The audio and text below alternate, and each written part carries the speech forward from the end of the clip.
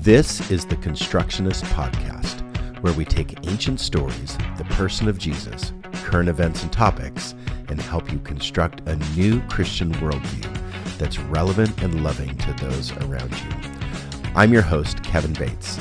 I'm a semiotician and community builder, looking at the signs of the times to build a better future together.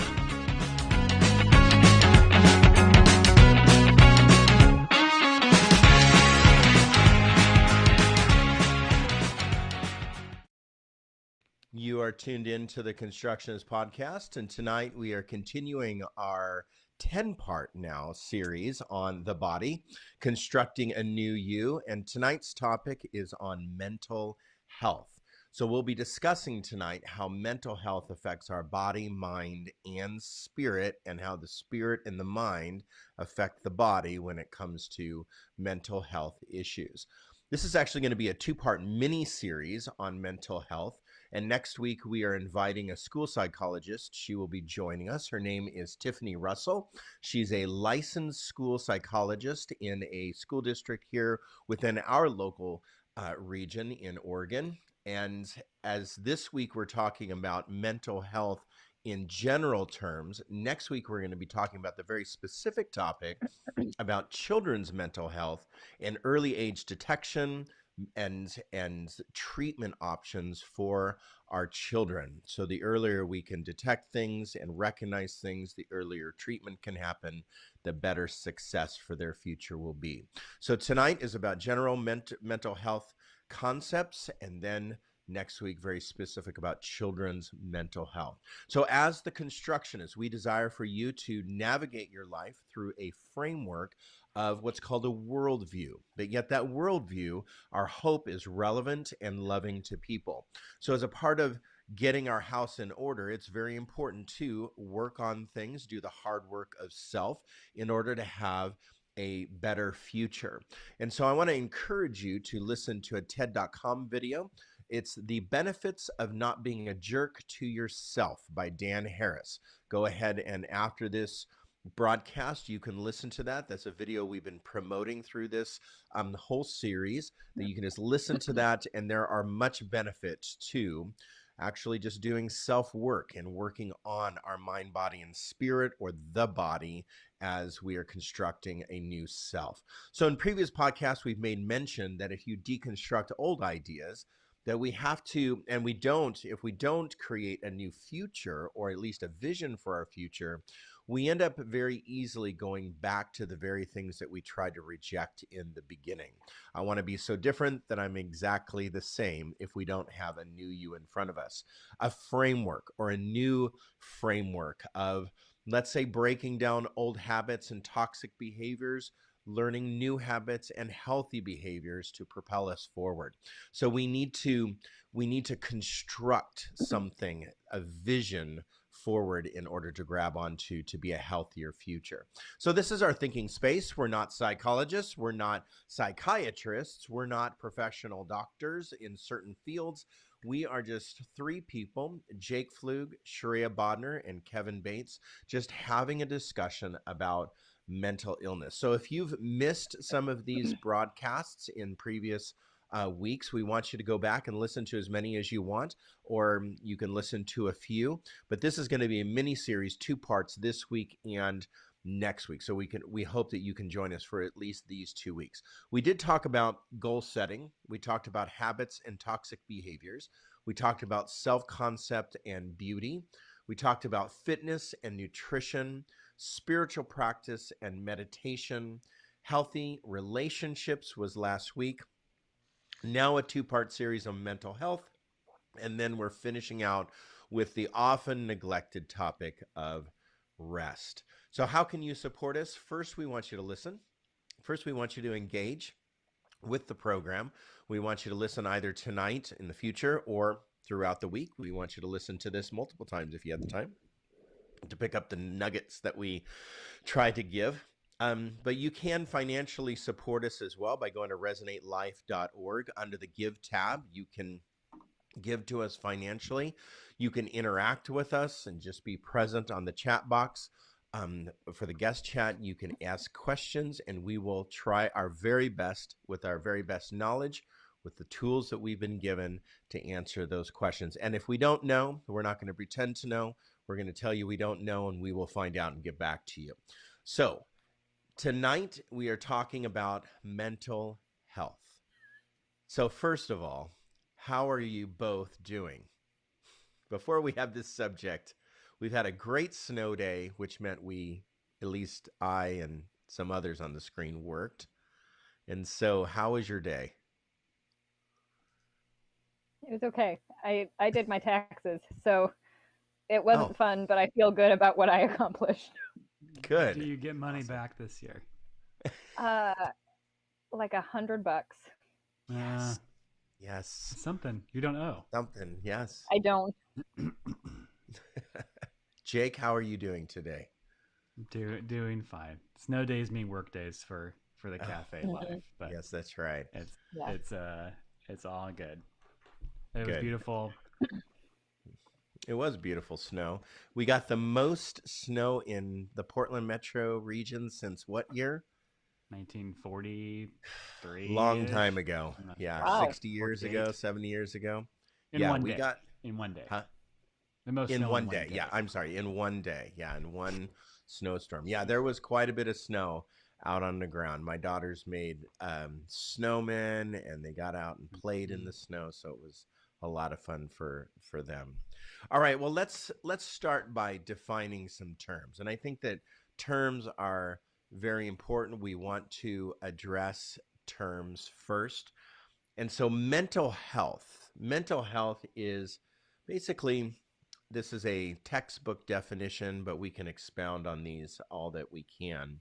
Mental health is a state of successful performance of mental function, the brain, mental function, resulting in productive activities, fulfilling relationships with other people, and the ability to adapt to change and to cope with adversity. So there's a little bit of resilience when it comes to mental health. Mental illness is the term that's referred to with it's a collective diagnosable mental disorders. So it's a collection of mental disorders.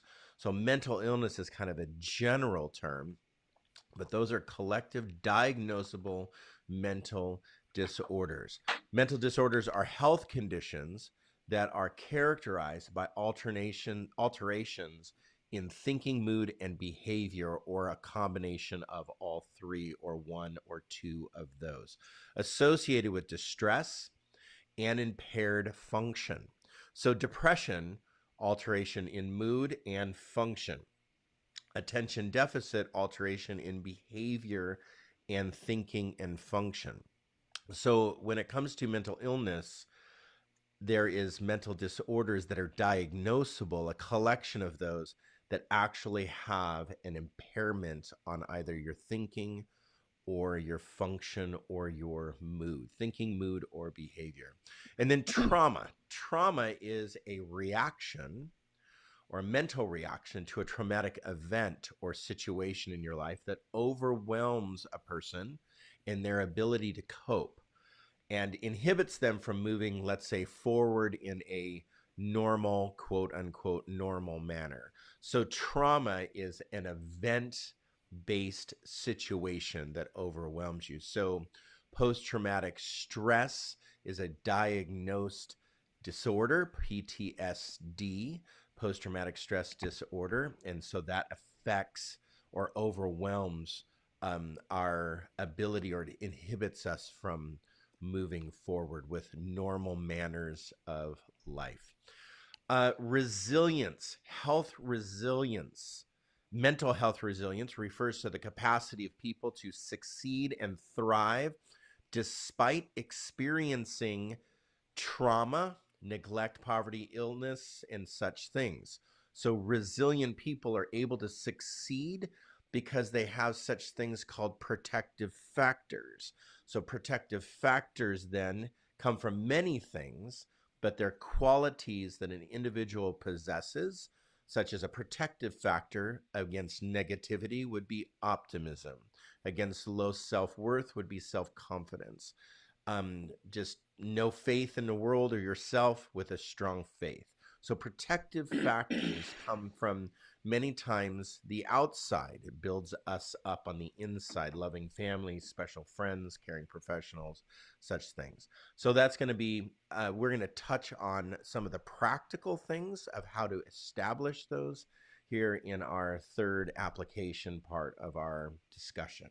And then recovery. Recovery is the process of change when a person improves their health and wellness, direction of life, striving to reach their full potential in different dimensions. So you can be in recovery, not just for drug and alcohol recovery, but for overeating recovery, for any type of addiction, yes, but also recovery from health, physical or emotional, recovery in your home to establish, let's say you come from a traumatic home, to go into recovery to establish a stable and safe place to live, to reestablish purpose. If you've lost your sense of purpose, you can go into recovery, and also relationships. So there are different recovery support components that we can talk about in application, and there's different types of groups that you can join to enter into recovery.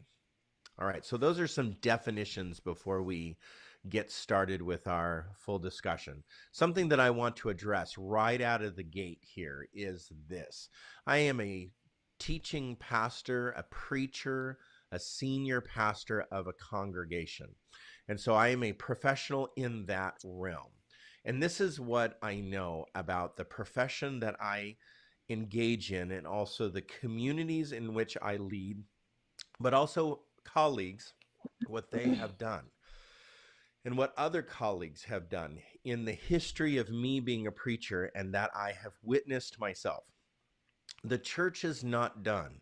Preachers and teachers and leadership of churches, they have not done a good job in addressing and promoting professional mental health over just my lifetime in ministry, in the church.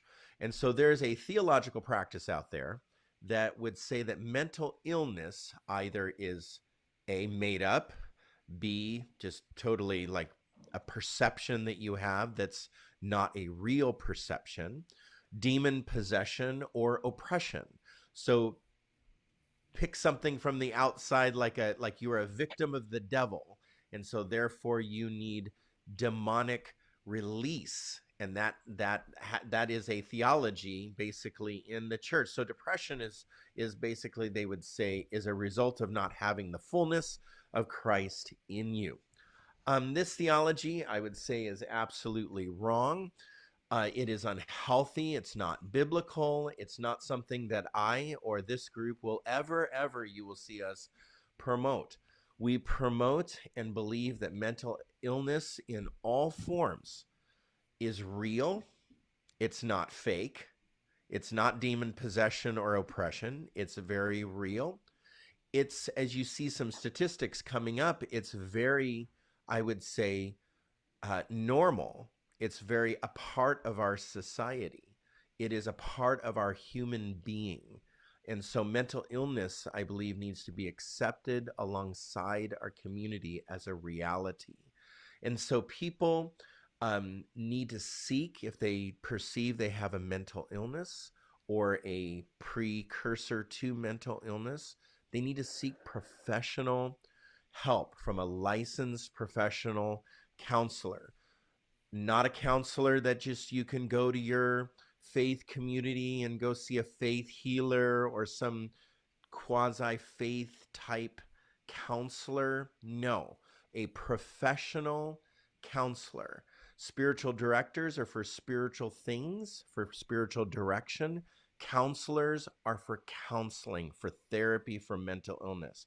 People that have licensed professional counseling licensure, LPC licensure, licensed marriage family therapist licensure, a licensed social worker licensure.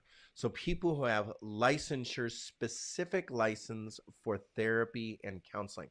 And if your counselor or if your perceived counselor does not have a license, I just want to encourage each one of you to reconsider that engagement of relationship for your therapy. If you're going to that person for therapy, reconsider that person and find a licensed therapist, a licensed professional therapist. Please consider somebody that is trained in the field. And so, this mental illness topic, if you are dealing with mental illness, it is not a faith issue, it is a mental issue. And so I want to be very clear about that and all of that before we get started, that that is who we are foundationally, really, as the three of us as the constructionists. So mental health includes our emotional, psychological, and social well-being. It's like a three-part stool that we have in our lives. It affects how we think, we feel, and we act. It also helps determine how we handle stress, how we relate to others, how we make healthy choices. Mental health is important at every stage of life. And so from childhood to adolescence through adulthood, we can change in our mental health. It does change and can change over time, depending on many factors. So let's say you are put under a new sense of stress or a new season of stress where that just exceeds your resources, your coping abilities. You go beyond your coping abilities. Your mental health can be affected just in the seasons of life. Different impacts on your life.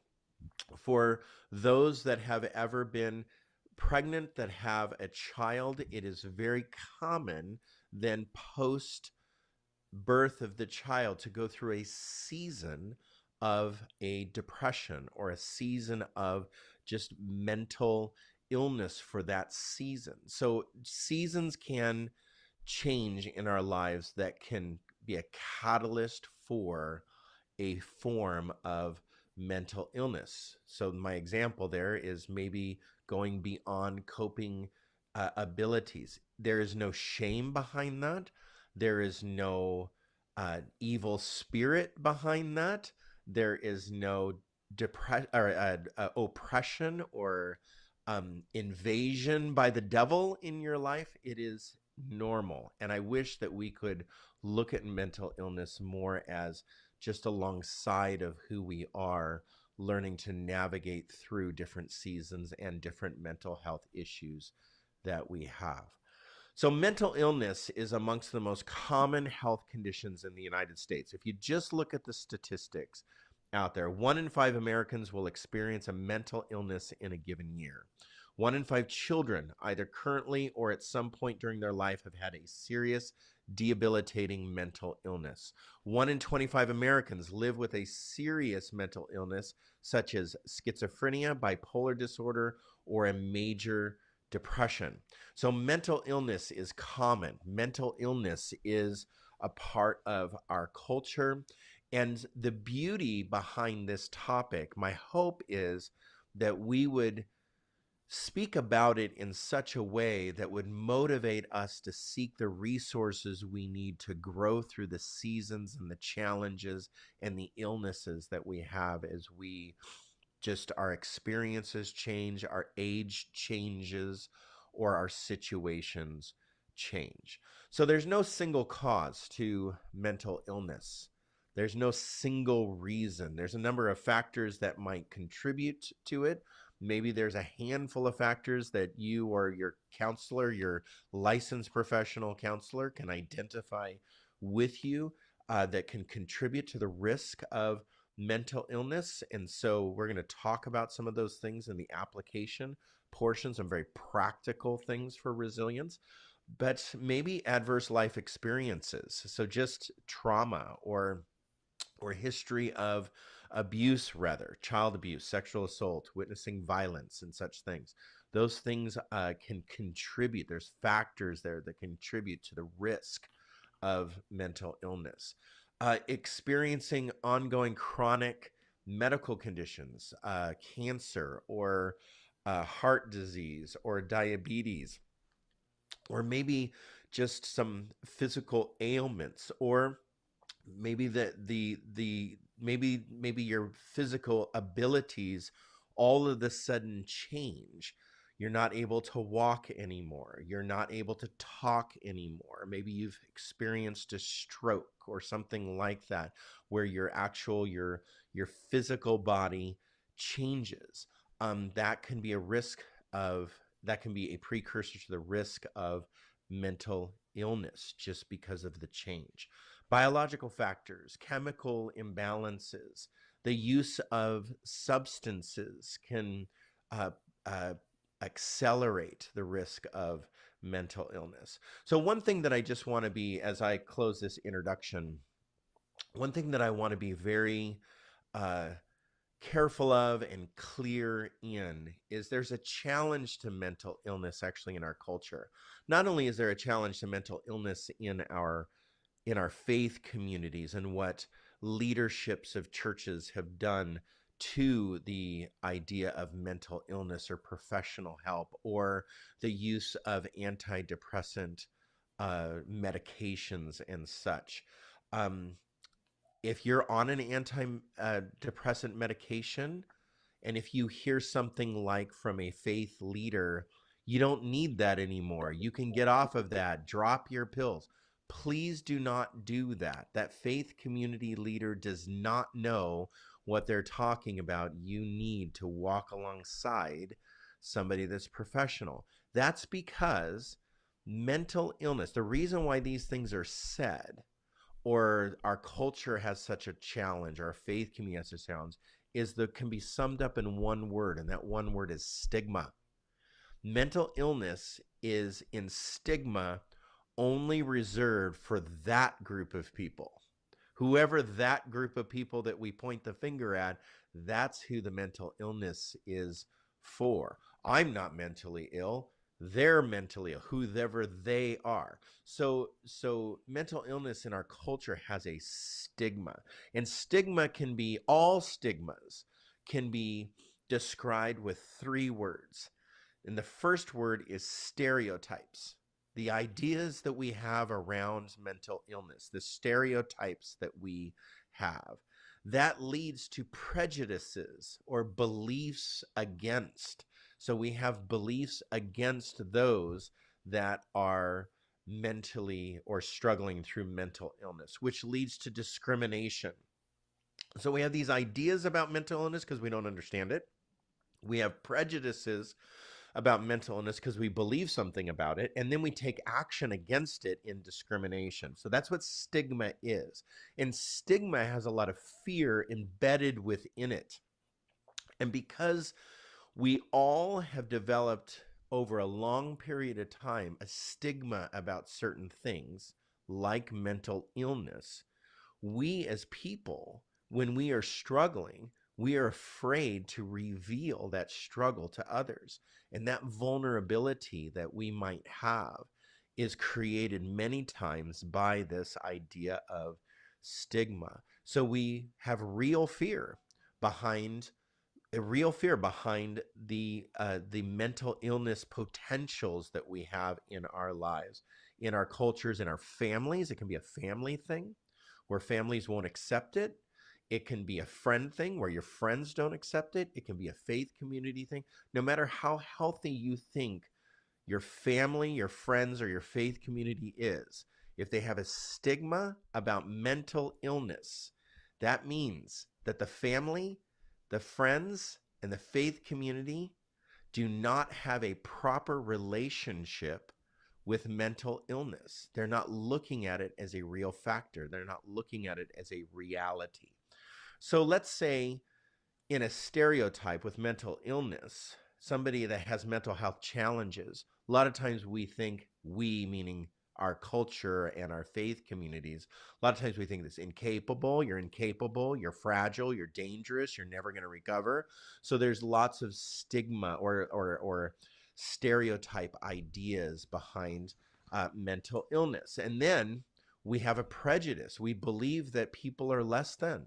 If you struggle with depression, you're less than.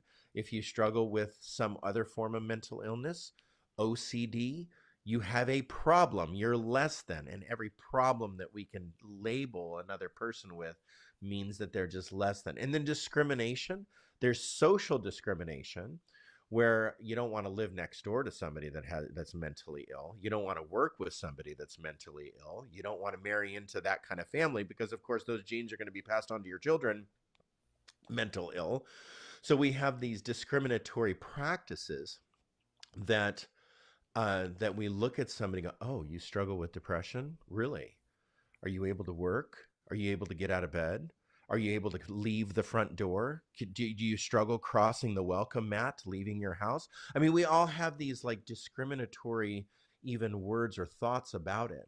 But then there's structural. There's actually structural discrimination when it comes to mental illness. So organizationally, governmentally, institutionally, limits access, limits acceptance, limits availability to resources that we need. So let's say at your job, you all of a sudden just start suffering from mental illness. There's a depression.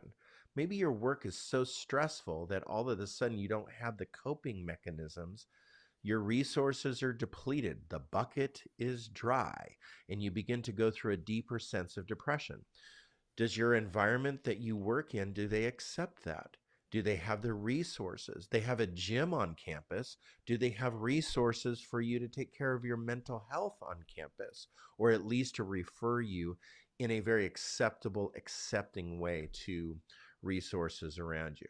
So my hope tonight is this. My hope is that by just having a conversation about mental health and mental illness, kind of two subjects, right, in this discussion, my hope is that this is just one more step. Might be a micro step, but one more step in reducing our stigma of mental illness, that if we reduce our stigma of mental illness, that we then would be on the road to becoming more mentally healthy ourselves.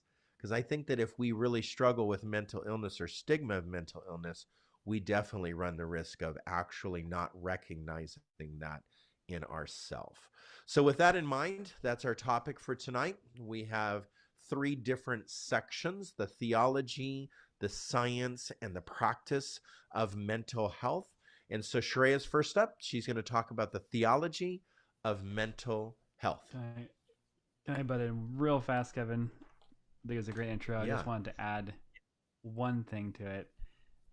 Please. We talk about mental illness, and we also need to talk about neurodivergence, and that is not mental illness.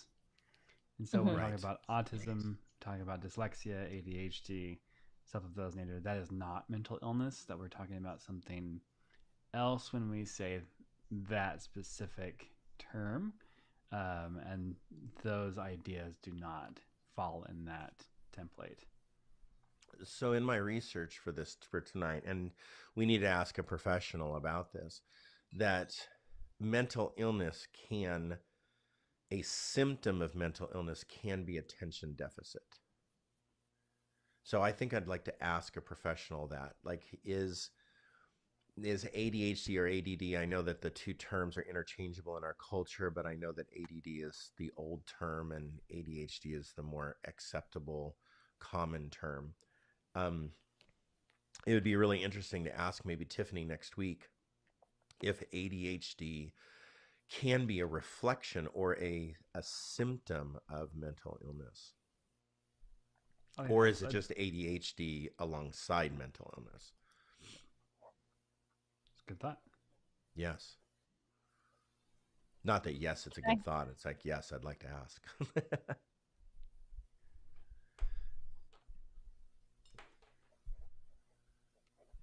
I'll be right there. I'm writing down a question to ask Tiffany next week. Give me 2 seconds. Good. All right.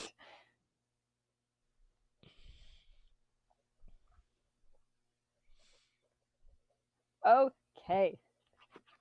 So I'm going to talk about the theology of mental health. And I kind of looked at this in two sections.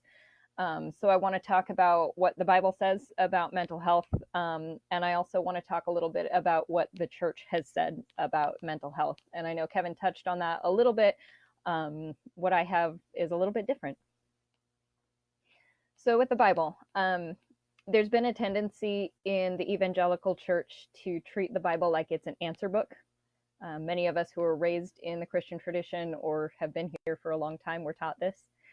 And a lot of Bibles will include a topical index at the end. So you get things like verses to read when you're feeling sad, verses to read when you're feeling joyful, verses for when you're feeling lonely. And the thing is, all of these verses are pulled out of context when they're used that way. So for example, if you're struggling with anxiety, and you look up in your topical index, anxiety, and it tells you to read Philippians 4:6. It says, "Don't be anxious about anything, but in every situation, by prayer and petition with thanksgiving, present your requests to God." But Paul isn't likely talking about anxiety as defined by the DSM-5. And this is just one verse in the context of other verses. So right before this verse, Paul is encouraging his listeners to help two other members of the church to get along. Right after this verse, he's thanking his listeners for supporting him. And he's talking to a group of people who are facing the very real possibility of being imprisoned or killed by the Roman Empire. So there's a good chance that their anxiety looks a little bit different than ours does today. Another example that gets used a lot is the Psalms. They're often used as the answers to our emotions. And so David is the writer of a lot of the Psalms. And I don't think David's songwriting process was to be like, I'm going to teach people how to feel this feeling in a godly way, right? Like he had a feeling and he sang about it. So while we can find solidarity in the Psalms, we can find a sense of being understood in the Psalms. I think it's a little bit misguided to consider them instructive unless they say that they are for the purpose of instruction, which some do. So when you get formats that encourage you to express your emotions by first telling God why you're upset, then list the things that God has done for us in the past, and then we give thanks for what God has done in the past, and then we end on hope that God will help us again. Like that format can be useful sometimes, but sometimes our emotions don't fit the prescribed format, and it's counterproductive to try and make them fit. I think the authors and the compilers of the Bible were not trying to answer the question, what does God want for my mental health? I think they were more focused on questions like, what is God like? How do I relate to God? So I think we're missing the point if we assume that the Bible is an authority on mental health. That said, when it comes to those questions of what God is like and how we relate to God, I do think we see that God wants human and non-human life to flourish. This means that God does care about our mental health and wants us to be healthy. To me, the best picture in the text of this is the Sabbath, all of them. So there's the weekly Sabbath, there's the 7th year letting the land rest Sabbath, and then the year of Jubilee. So we know of the Sabbath day as a day of rest, and we know that rest is good for our mental health. In the book Sabbath as Resistance, Walter Brueggemann talks about Sabbath as a way of returning to ourselves. So when we're caught up in capitalism and the need to feel productive all the time, as many of us do, it nurtures a sense of anxiety in us, that nothing is ever enough. And in that anxious state, we become disconnected from ourselves and from our needs. So a weekly Sabbath is an invitation to be our whole selves without needing to keep the world spinning. And then there's letting the land rest every 7 years. This allows the soil to recover, supporting non-human life, which then goes on to support human life over the following 6 years. And then finally, the year of Jubilee. I think most of us are familiar with financial stress and or debt. So, with the year of Jubilee, every 50th year, debts were to be forgiven and land returned to its original owner. The idea was to prevent anyone from becoming destitute and to keep them out of a cycle of poverty. So, knowing that your debts will be forgiven and that your family will be provided for helps to ease anxiety. I think that these three Sabbath practices give us a picture of shalom, of harmony, and of wholeness that includes our mental health. We also see Jesus taking some time by himself in lonely places to pray. But for reasons we'll talk about in a minute, I would maybe emphasize the part where Jesus is taking time by himself over the prayer part. So that's what I see in the text regarding mental health.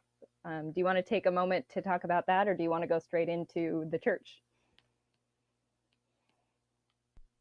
Yes, I just want to take a moment because you said something at the very beginning that is super interesting, and I want to just emphasize something that you were alluding to. Okay. That I just want to state it in like maybe a different way because you said it.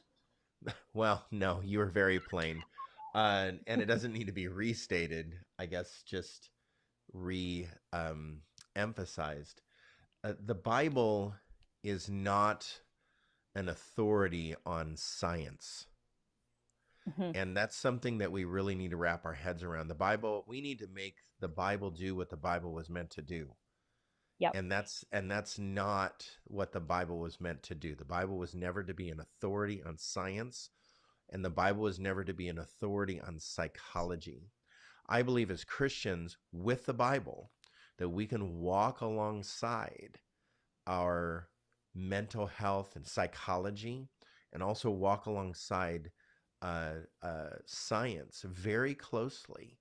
And we don't have to reject one for the other or the other one for the other. We don't have to reject either one. We can walk alongside it.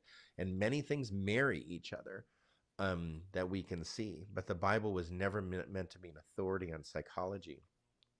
And so making the Bible do what the Bible was not meant to do. I actually think that's a Peter Enns quote, that making the Bible do. Probably is. Yeah, making the Bible do what the Bible was meant to do and not what it wasn't meant to do. And so I think the Bible was meant in a lot of ways, like you've taught me, Sharia, the Bible was meant for rhythm and practice, that there's a rhythm to these things. So the year of Jubilee was every 50 years. You know, the 7 days of creation is like that rhythm reset. So so it's always a rhythm practice. So yeah. That's all I had to say about just re-emphasizing that. Yeah. Okay. So what do you think? What do you think about when we? I mean, do you think that it's toxic? Do you think it's abusive when we say, "Do not fear"? The Bible says that the fear comes from the devil. What do we? Yeah, I wrote that. I wrote that in my other notes, actually. Is that where we're headed? No, but that's why I wrote it in my other notes. Like, there's something in Christian circles where it's like, do not fear is the number one command in the Bible. Like, it shows up 365 times, one for every day, to tell us not to be afraid, right? Yeah. I think when God, via the Bible, says, don't be afraid, it's not saying it's a sin to be afraid. It's saying, I'm with you. Like, it's meant as a message of comfort. And I do think the church has turned it into don't feel your feelings, which, yeah, I would say is toxic. Well, it's almost like as we're headed into this church discussion, since, you know, you and I and Jake have like doctorate degrees in church. I think that the church has become very propositional. Like, if you do this, you get this. If you believe in Jesus, then you get this, or you believe in, you know, like this practice, then you get something. But also equational, like it's very equational. Is that a word, equational? It's very equation based, where A plus B equals C. Systematic is probably what you would call it. Systematic. It's very just every time. Yeah, and like that equation, A plus B equals C, that system is like indestructible and can be applied to anything. That's what we Everything. think. Yeah. And everything. So it's Mhm. just not true. Something I see that we use with scripture itself, and maybe in your church section as well, Shreya, is that we try to make today's concepts apply Mhm. the things in the Yeah. past. And you kind of brush that. Right. The big word is called anachronism. And so we Mhm. take today's concepts, like I'm going to Enneagram Paul. Okay. I'm going to try to figure out how to tell someone not to be depressed because it says be still in Psalms. Right. That's called anachronism, that we're placing today's issues and topics on a very yesterworld idea. Mhm. I think what we do see a lot of mental illness in scripture. I think Jesus was mentally ill for quite a while, especially in the garden scene. We can see Jesus Mhm. definitely being mentally ill, and that's okay. Mhm. Well, I think that Absolutely. there's moments of real fear and real anger and real like despondence, like mental despondence, very disassociation behaviors that you can see in scripture that people are enduring, whether that just be for that moment or whether that just be something that they've dealt with or had to live with for a very long time. We don't know. Yeah, Mhm. we like to say like what Paul's thorn in his flesh was. Right. Right. There's so many conjectures of what that is. Yeah. I mean, heck, if I Mhm. went through what Paul went through, I'd be depressed. Yeah. Yeah. I probably have a chronic depression based on just his story. So, Yeah. We could even say, well, Timothy struggles with anxiety because of Paul tells him to drink wine. right. There's so many guesses, but that again is like, it's like making the Bible do what the Bible wasn't meant to do. Right. Yeah.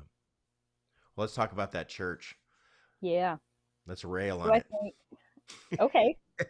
Um, I think that for at least the last 40 or 50 years, the church has approached the Bible like an answer book. So we take those verses that kind of mention the emotion that we're feeling out of context and treat it like it's an answer. So if we go back to Philippians 4:6, again, it says, "Don't be anxious about anything, but in every situation, by prayer and petition with thanksgiving, present your requests to God." If we take this verse as a solution to our anxiety, it tells us to stop feeling anxious and pray. I have found that that doesn't Perfect. tend to make my anxiety go away. Right. Prayer might help me feel supported, but the anxiety is still there. I think some of us might be able to bury the anxiety so we don't have to feel it, while others of us kind of get stuck feeling the anxiety and can't turn it off. But either way, we're ignoring the need that's underneath of the anxiety. So that never gets addressed, and we end up using God as a way of bypassing our mental health. I've definitely seen a trend in church to trash talk therapy and or self-help, or at least to consider it less beneficial than just going to God and reading your Bible. And I think that is starting to change, but there's still some entrenched thinking about how God is the best thing for your mental health. Like I've been in conversations with Christians who criticize self-help as spirituality, as though it's watering down the gospel. But I think about the call to love people like Jesus and to provide for their needs, or about salvation as liberation. And I think self-help therapy, working on our mental health, is absolutely a Christian spiritual practice. We have a hard time loving people well when we aren't able to love ourselves or take care of ourselves. And reading your Bible can be a good thing, but it's not a replacement for therapy or for whatever doing the work looks like for you. Can I be a little bit incendiary? Please. Yes. Okay. My Scorched very earth, skeptical Soraya. side. Scorched Okay. earth. Yeah. Sure, even Paige is getting up for this one. Yep. She's ready. My very skeptical side thinks that many church institutions benefit from their congregants remaining unhealthy because it means the church can keep offering itself as the solution. Oh, that wasn't painful. That was true. Wow. Spoken like a prophet of Old Testament right there. Wow, you're right.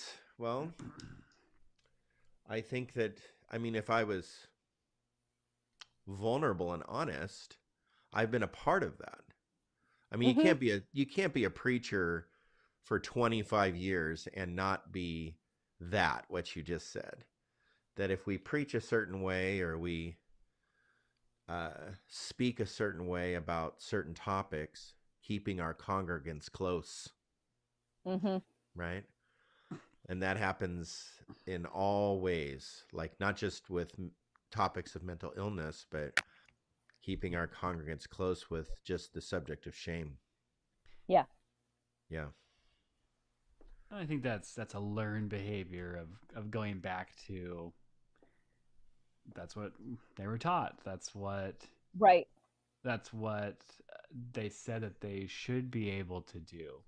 That if you're doing a good job, that your parishioners or whoever they may be won't be needing the help. Right. That is reflected on your performance. Yeah. So if I pray and have faith, I will be healed. I think that there's a big difference. Somebody taught me once that the difference between Buddhism and Christianity is in Christianity we are asking to be filled, and in Buddhism we are asking to be emptied. And in most therapy that I've ever done and counseling that I've ever participated in as a client, as not as the person leading it, but the person that's subjected to it, I have found more usefulness behind emptying myself versus filling myself. And this is why many therapists, counselors, and such practitioners will tell you to do mindfulness as a rhythmic practice to help almost like salve the mind, where our minds are jumping with anxiety, and they say, well, practice mindfulness on a daily basis. And the idea of mindfulness is to empty your mind, to stop thinking about, or practice stop thinking about the things that we're thinking about, and actually to go through that 10-minute or 5-minute or 3-minute head space exercise, that not necessarily the app, but just the headspace exercise to empty our minds. Because most of our training with prayer has been to our prayers are full of anxious statements. Our prayers are full of anxiety. Our prayers are full of gimme, or take this from me.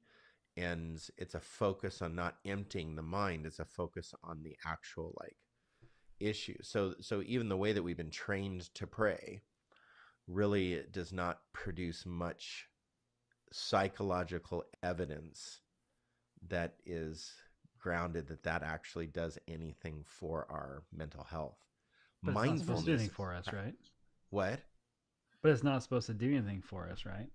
Well, I would say that spiritual practice, more like some of the ancients, some of the ancient spiritual practices definitely were more...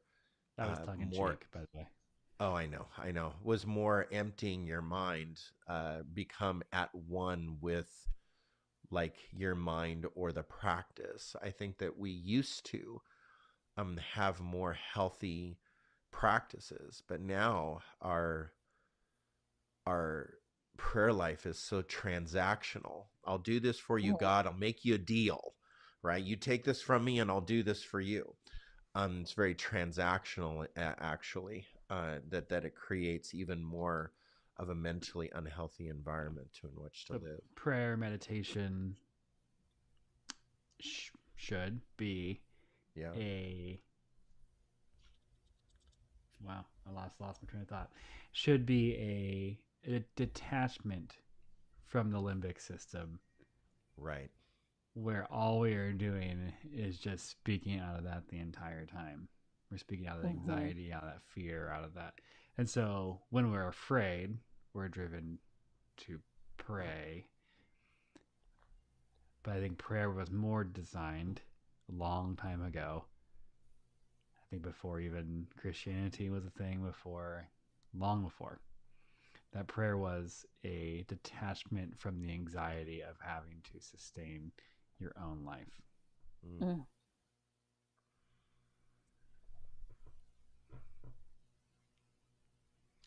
I think the Kind of brings us back church. around to Sabbath.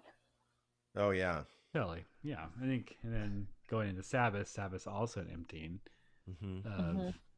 rest. And rest is a release of the anxiety of production. Right. Where if you look at how people are trained to pray, and I'll say trained, it is an object of production. Hmm. There's metrics, there's methods, there's all this stuff, except just being. Mhm. Hmm. I think in the uh, recent. Now, I'm not going to crap on anybody's sacred space. Okay.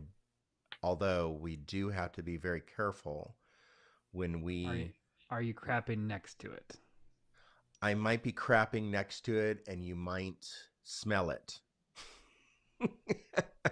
so so there's been a lot of talk That got very intense. Go ahead. social media about revival, Mhm. and that revival is happening in a certain place, right? So Mhm. then it's happening over here, and it's happening over there, and it's happening in this state, and this college, and this place. That revival is happening. um I would say that revival is reviving or accelerating, accentuating the values that are embedded inside of you already. This is why you see what's happening on social media happen. When it comes to the state of the church and what we actually need as the church is prophetic imaginatory renewal. That we need the prophetic imagination. We need new something. We don't need something revived. We need something new. Yeah, And not. I don't like. I think you use renewal. I don't think you meant that no, word. I didn't mean that. We need the prophetic imagination where we need something New, new not renewal, but versus definitely new. new. Yeah.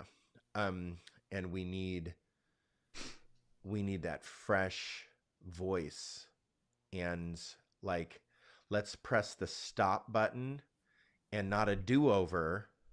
Let's just now press the start button and start something really new. Mm-hmm. um what we've done in the past, you're right, Sharia, 100%, is we've created toxic environments, abusive environments that perpetuate abuse. It keeps us Mhm. held in a pattern. It keeps us held in a mentally ill. This is why the church has been accused of actually being mentally ill. That the church, in and of itself, that if you go to church, you're mentally ill. So this is why the church has been accused, because of what Shrey is saying. Is leadership of churches have held congregants close, that we are always needed. That the person will never The grow up. savior complex. Yeah, yeah, but Yeah. definitely. Mm.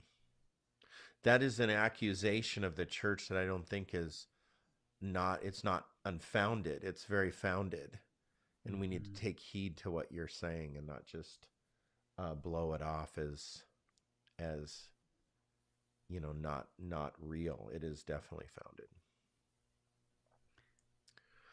Well, let's platform from Mhm. there. Sheree, do you have any other thoughts on the theology of mental health? Nope. That's heavy, heavy, heavy stuff. So let's quickly go over a quick science lesson of mental health because we want to make sure that we get to the practice of mental health. Mental health, I believe, and science tells us, is a critical component of overall well being. It's something that we need to consider in our health practices and what we do as people. Yet mental health is complex, and it's also one of the most misunderstood and least understood aspects of human health. So, even within the discipline of the mental health industry, that there is misunderstanding and also non understanding aspects of mental health. So, it's complex, but I believe despite the complexity of it, researchers are making much, much progress and significant strides in understanding the science behind mental health. And so, all the time, they're revolutionizing, they're offering new insights and advances that we didn't have 20 years ago or even 10 or 5 years ago, that there's a different way to think about just how to treat conditions or how to treat even the risk of conditions. So I would say that the exciting discipline is neurobiology, and the neurobiology is the study of the brain. And so that has made huge advancements. There's people like Andrew Huberman and such that are neurobiologists that are making huge advancements to mapping brain function, and there are people that actually are imaging the brain, and how new treatments and new therapies are targeting specific brain regions and with specific uh, specific brain regions and neurotransmitters with specific medications to treat such things like depression and anxiety, and very specifically like a PTSD. Another thing that is advancing is learning the environmental factors, how environmental factors affect our genetic or gene expression. And so there could be some environmental factors also that you are and we are dealing with that are actually changing the way that our genes are, or the DNA inside of our bodies, that can have long lasting effects on mental health. So we have brain mapping and imaging, direct targeting of certain functions or certain areas of the brain, and also environmental factors, how those are affecting our brain. You cannot tell me that in the last 100 years, just with advancement, we're looking at screens. Our entire environment is changing. We have we have global climate change, all the factors that we're dealing with just in environment and also just personal practice, and the things that we are engaged in on a regular basis is going to affect, at least give us the risk of some kind of changing mental health. So there's lots of new technology and also new treatments out there and therapies that are very exciting when it comes to mental health. Again, though, it's stigma that holds a lot of things back. So it's our view of mental health, whether we will engage in the therapies, whether we will actually engage in the practice, a lot of times holds us back from becoming and understanding my own conditions, but also other people's conditions as well. And so we need to prioritize, I think, in our groups and faith communities and friend groups and families, prioritize learning about and actually studying and thinking about mental health in our circles. I would say that one of the pinpoint research components that science has just really nailed is the imbalance of is my sound off again, Jake? Oh,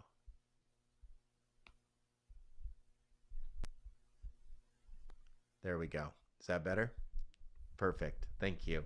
My sound is having a little bit of issue tonight.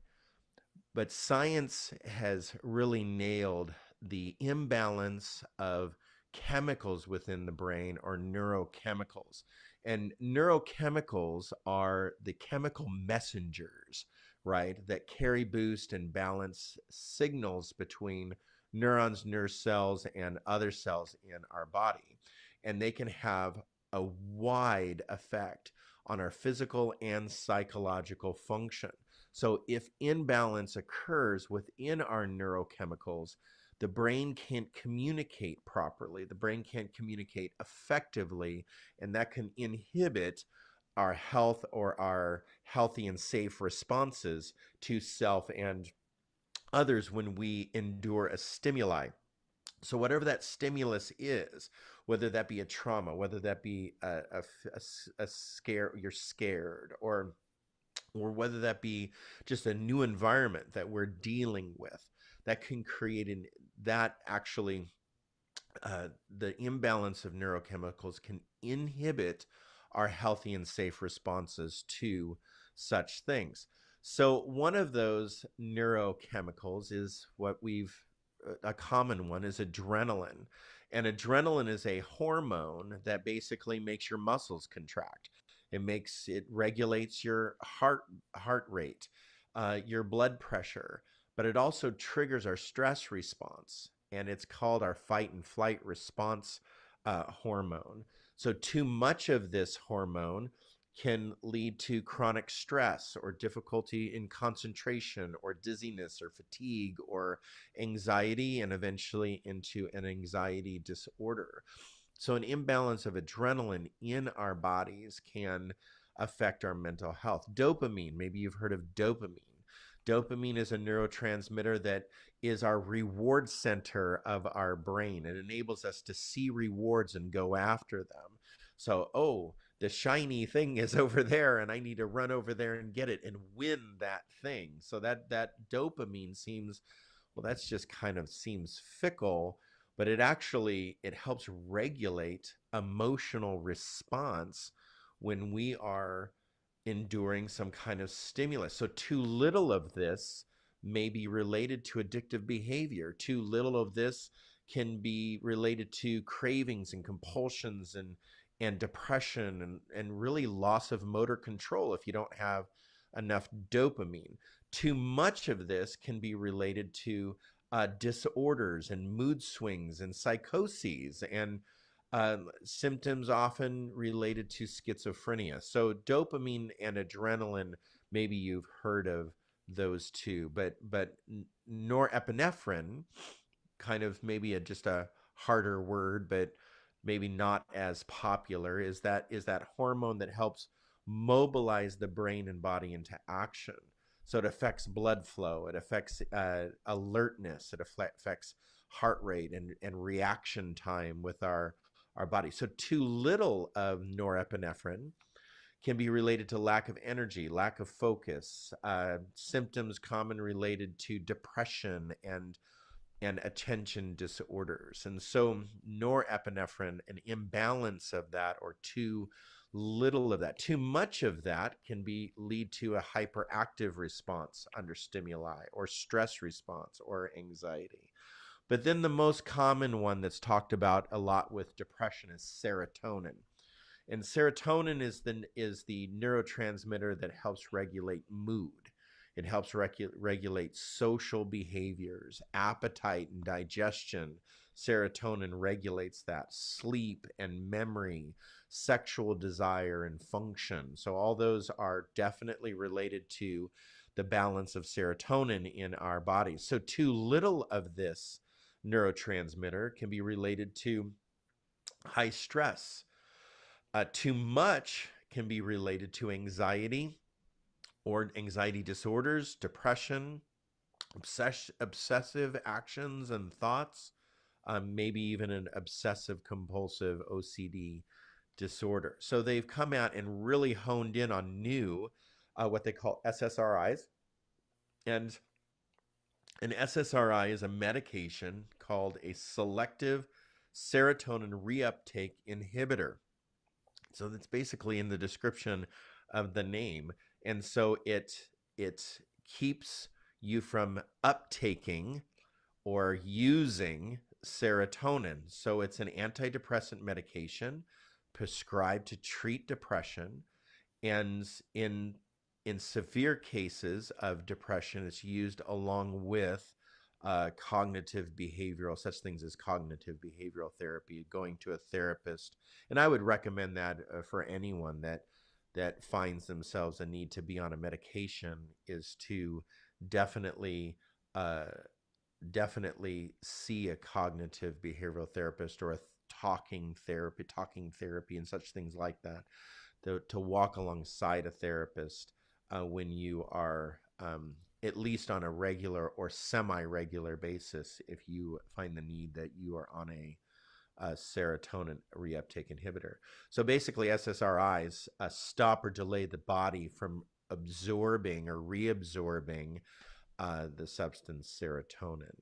So there is, in the science of the psychology, brain, neurobiology science, there is a lot of advancement, especially in the last really 20 years, I would say, a lot of advancement when it comes to mental health and mental illness. And there are medications very specific, targeted for specific disorders and specific illnesses, and you might find great success.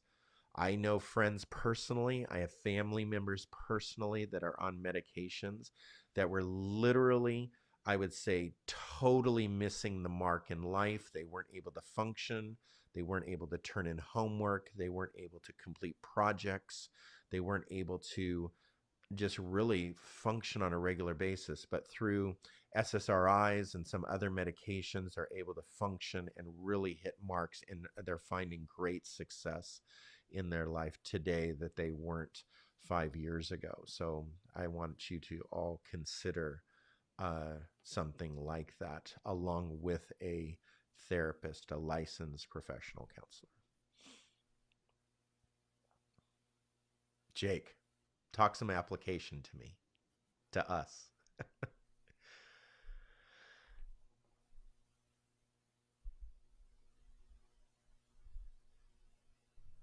I'm muted. I'm sorry. I've been muting myself in between, so forgive me for that, which makes a lot more sense now. To start out, what I want to share with application is more about just things to get you to research, to dig in, to figure out what will work for you. It's not prescriptive. It's not, this is how you, these are the 8 steps to not be a more mentally resilient person. Although I believe that if you do these things, that you have the greater potential of being more mentally resilient. Everything I'm going to talk about tonight here in this section is very researched out by people much smarter than I am. And it comes from a few different people that I respect and listen to, and definitely lots of books and everything else that I definitely can recommend if anyone wants that information later. So there are basically 9 steps that I want to give everyone tonight of how to be a more mentally resilient person. And the first, with all things, is sleep. There's no greater thing that we can do for our bodies, for our minds, for our souls, spirits, guts, everything in our life, even other people, is to get adequate and good sleep. And adequate and good sleep is a process called sleep hygiene. And sleep hygiene is having a good bedtime routine that you follow. It's having your room set at a comfortable temperature that encourages sleep. Just a hint, that's not very warm. darkness, having your room be dark and without other artificial lights. Either blue light glasses, they're finding don't work. And so keeping your eyes away from screens, especially right before you're going to bed, is a great idea for sleep hygiene. And we're all looking at this screen right now at 9:15 at night, so none of us are playing that game well. Even the idea of like having a sound machine in your room, so that the noises in your house, on the street, other things are kind of drone away, so that you are just sleeping. I think sleep is the first thing to always go in stress, anxiety, and good quality sleep. I mean, you might be sleeping for long enough. You might think that you're doing a really great job sleeping, but there's other metrics out there to track how well you're sleeping actually. And to dig into that, I wear something on my wrist that tracks my sleep. And so I'm able to see those diagnostics every morning I wake up. That might cause more anxiety than good. I'm not sure yet. But yeah, having a good sleep hygiene. Can I butt in there? Please. Just a little bit? I want everyone to butt in as much as possible.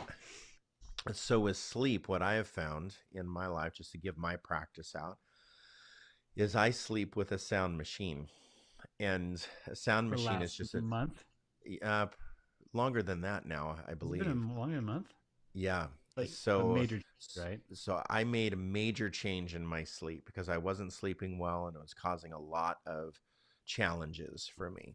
And so I got into a routine to bed earlier, not eating fats late at night, like nuts and going for chocolate and ice cream and all the things that we like to eat late at night that affect our guts.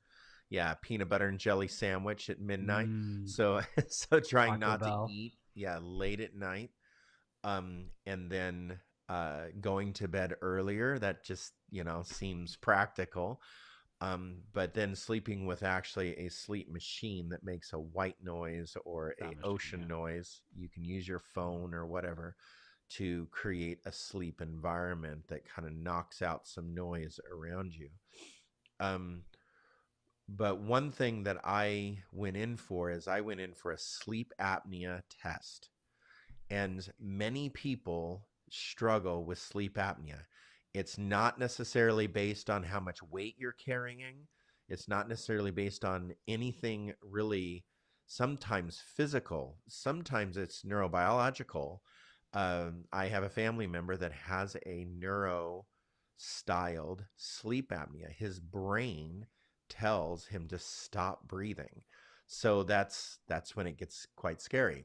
So sleep apnea is common. You go in for a test. They fit you with a CPAP machine if you're at risk or above a mild form. Like me, I have a mild form of sleep apnea, so I haven't gotten it yet, but I'm looking forward to my mouth device that I stick in my mouth and it's going to move my jaw. I've already been fitted for it and everything, but I've noticed that sleep apnea has affected my sleep greatly. That's when we stop breathing at night, and it does affect anxiety and the stress and everything else on your body. Yeah. So I want to encourage that for our well-being, but also our mental health too in the long term. I think the biggest thing with sleep is to definitely research sleep hygiene. Yeah.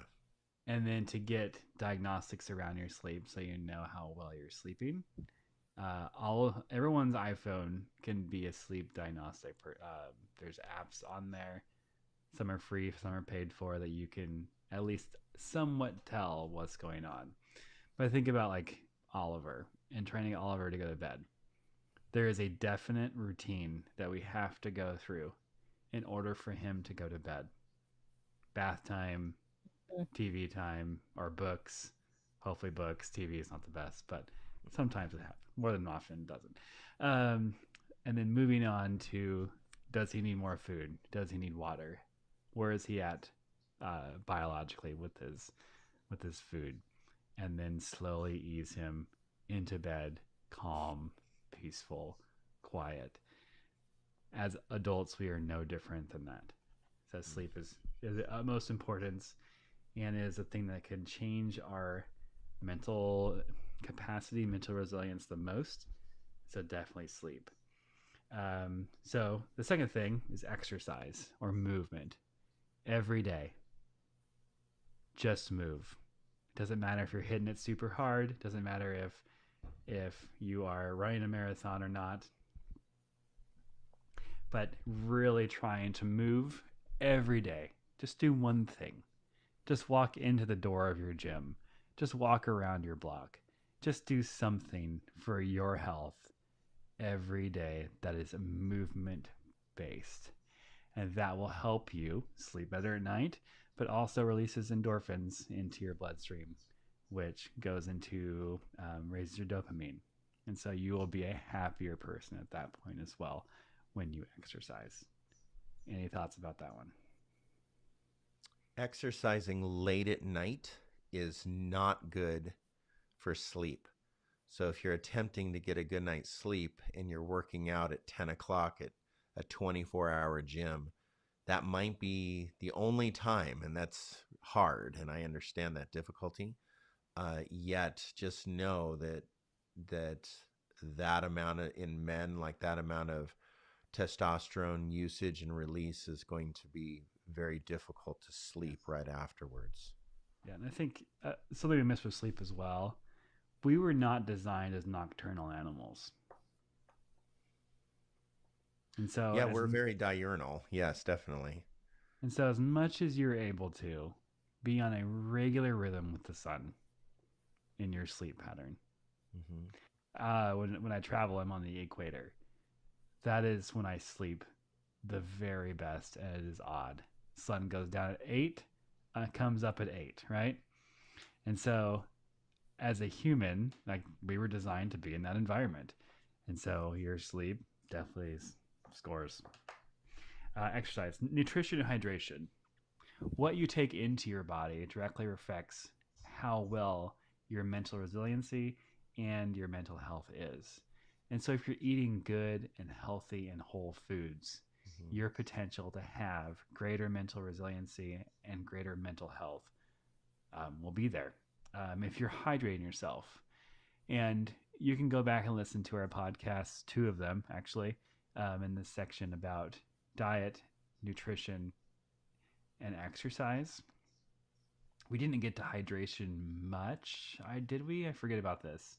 Yeah, quite a bit. A little bit. Yeah, a little bit. So the idea with hydration is to know the micronutrients in your body and being in balance with them. Drinking water does not hydrate you. It is healthy for you, very healthy for you, and every biological system in your body needs water to operate. However, it does not hydrate you. But just to jump in a little bit on nutrition and hydration, I do know a couple of things. Eating a heavy meal at night does not promote sleep. So eating steak and potatoes and a huge beer and bread, garlic bread, and finishing that off with a huge bowl of ice cream is probably not your best practice at night. I'm not saying you can't do that every once in a while. I'm just saying that it's probably not the best. Some people say I can drink caffeine all the time and it doesn't affect your sleep. Good for you. Most people cannot drink caffeine at night. And so stopping, it could actually affect your body up to 14 hours, caffeine. So if you find that you're caffeine sensitive, you need to stop drinking caffeine at like 10 o'clock in the morning in order to get a decent night's sleep at night.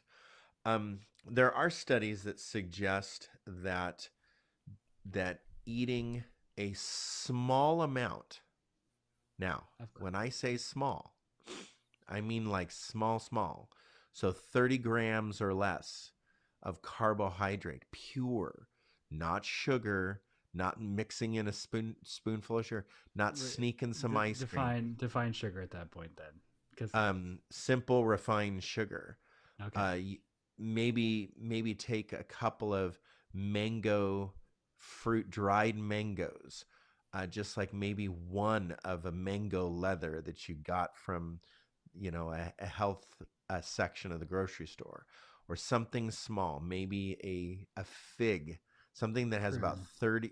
30 grams of carbohydrates, pure whole food, is said to Which promote it's sleep. going to be sugar, is what I'm saying, but not to But consider a candy yeah, bar. not just simple refined sugar can um, help promote sleep at night, going back to sleep. Since sleep is your anchor point, I keep going back to sleep I as a think it. I think promoting. it. I think mental resiliency all goes back to rest Hmm. and sleep. You can rest without sleep. However, it's not the most optimal. Right. And so your best chance of mental resiliency is to give your mind breaks Right. and rest and stillness and quiet and rejuvenation. And so the more we're rejuvenating our mind, the better. You should feel good after you eat. Hmm. And I think that's what we're saying right now is that when you take in food, if you feel gross after you eat, you probably ate the wrong thing. Anyways, moving on. Social connection. That is the next idea for mental health and mental resiliency is that we need people in our life. We need relationships. And the healthier that they are, the healthier our mental state will be and the greatest potential that we have for mental resiliency. Um, we often talk about the African American culture in the South, especially African American women, um, are some of the most mentally resilient people out there, no matter their diet. And we would say that they are not the healthiest in their diet, but no matter what, their longevity is huge because of their social ties. Their mental resiliency is huge, and all the trauma that they've gone through is their mental resiliency is still huge because of their strong social connections and social structures. Any thought on that, or should I move on? It's good. Uh, One way to really change your mind for the better and to give you a better outlook in life is to practice gratitude, to say thank you. To, at the end of the day, and we talked about CBT, cognitive behavioral therapy, but a really big aspect of CBT is to find things that you're grateful for and to even keep a log of those, and try to fill your book full of things that you're grateful for. That gratitude and practicing gratitude can change your psyche for the better. And it's one of the most impactful things that you can do. Um, Finding the good in things instead of looking for holes all the time is another way of saying that. That we're trying to find what's good and we point it out. Then we will be a happier, more resilient person at that point. Any more thoughts? It's good. Keep going? Okay. Yeah, keep going. So the next two ideas that I have, into moving on, come from specifically from Andrew Huberman, that he, a ophthalmologist and neurobiologist that we talked to earlier. Sunlight and viewing sunlight in our eyes unfiltered, especially in the morning, has the effect of raising our mental resiliency. Raises our dopamine levels, wakes us up, makes us more alert, more mindful, starts our day. And so having that sunlight come into your eyes unfiltered in the morning time, that probably means you're outside as well, which is awesome. But that is a big aspect in mental resiliency that he finds. Keep going.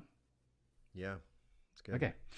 The last thing from Andrew Huberman is having deliberate decompression. So having a backup plan basically for your life. And the two things that he talks about having, ways to reduce stress, to reduce anxiety, And when you're in those moments, to have a plan of how to treat yourself when you're in those. And so when you see yourself get triggered, you have the ability to enact these plans in order to be more resilient. He talks about the parasympathetic sigh, just sighing, like focuses on your breathing, focuses on putting you back into space. Focusing on your breathing is huge, especially in mindfulness. And then he also talks about it's mindfulness, but it's non-sleeping rest. You can look that up later. I don't need to go into that one. And then the last thing I want to talk about tonight is Wim Hof's idea of breathing and cold exposure. This comes from a scholarly article that I looked up, and I can post it in the show notes later on. But it quotes saying, exposure to cold is known to activate the sympathetic nervous system and increase blood level of the beta endorphin and noradrenaline, and to increase synaptic release of noradrenaline in the brain as well. Additionally, due to the high density of cold receptors in the skin, a cold shower is expected to send overwhelming amount of electrical impulses from peripheral nerves ending to the brain, which could result in an antidepressive effect. So cold showers in the morning time could produce a antidepressive effect. It could give you a boost of dopamine. So cold showers, cold plunges, and breathing. Please look that up before you do it. Talk to your doctor before it. There are more negative consequences of cold exposure than there are positive. And so make sure that you're in a healthy place before you do that, please. It's relatively easy to get into, and it's free for most people to take cold showers. It's cheaper than a hot shower. And so the idea is that it's accessible to everyone. Yet you need to be in a healthier space physically in order to do that, because it can cause arrhythmia and stroke, heart attack if you don't do it right. Are you going to give us the list of caveats like a medication does? That's all I got. Take this medication for this, but know you're at the risk of doing all this. Or yeah, and so like when this. you look up cold exposure, there's a lot of stuff out there, and it's not necessarily scientific. It's more nuanced. There's a New York Times article published last February, actually a year ago, that said cold exposure is cool. However, there needs to be more scientific research done. Yes. And so you look at this kid. I was just going to say, you have 9 principles to look over that are not the cure for mental illness. Let me just be really clear on these things. These are not cures of mental illness. This just gives a best chance of mental resiliency. Yeah. That we can build our mental resiliency. Yeah, and I definitely focused on the more of their best chance of mental resilience, because curing mental illness, I believe, is done with a licensed counselor, therapist, doctor that can see you, prescribe you, and work through issues of trauma in your life. That is not, you can't cure your mental illness through taking cold showers. Right.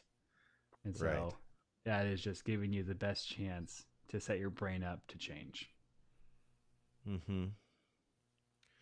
Great. There's a couple of ideas that I just want to leave everyone with really short.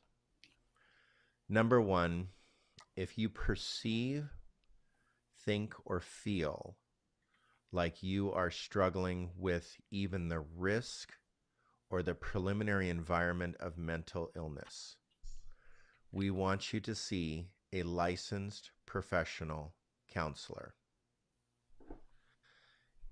If you are at risk of any kind of physical ailment or physical disease, just know that that could be one of those risk factors that we want you to see, even if you're enduring something like cancer treatment, diabetes, heart treatment, or any kind of physical ailment, to see a licensed professional counselor to help you through those times.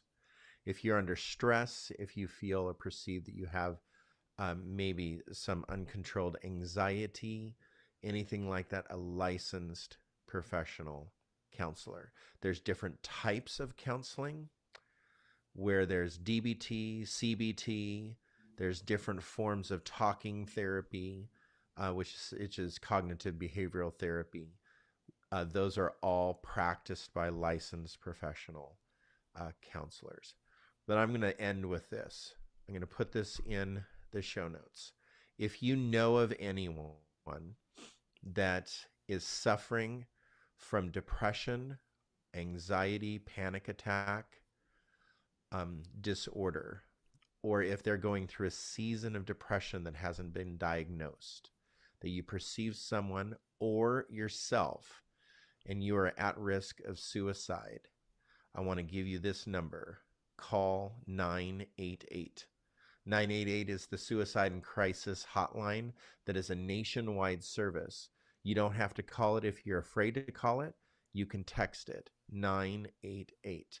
If you know anybody that is struggling with suicidal tendencies, ideation, which are thinking about ways to commit suicide, you've ever heard somebody talk this way, 988 is the number. We're serious about this topic. We're Christian church leaders that desire to change this narrative and image and stigma of mental illness. And so as leaders in faith community, we want you to seek professional help. We want you to seek licensed professional help. And if you are really struggling and you need somebody right now, 988 is your number, the suicide crisis hotline. So with that, that's in our show notes. That's going to be the last show note. So that shows up on our social media channels. So with that, we are so thankful that you joined us tonight. Thank you, Sharia, for your work. Thank you, Jake, for your work. I appreciate each one of you. And with that, good night, everybody, and thanks for joining us.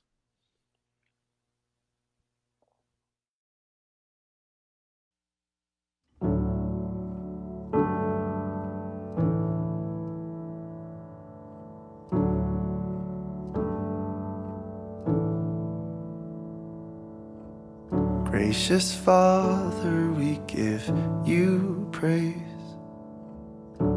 and thanks for this holy communion, the body and blood of your beloved Son. The body is broken, God's love poured open to make us new. Lord, make us new.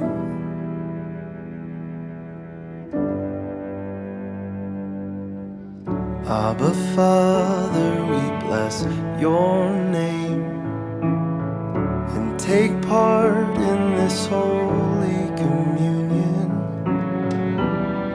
Make us all one, to love like your Son.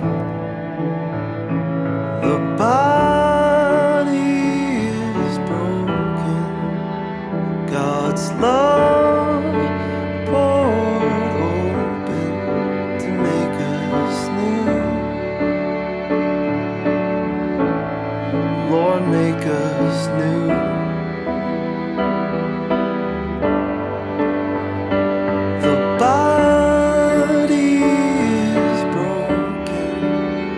God's love poured open to make us new.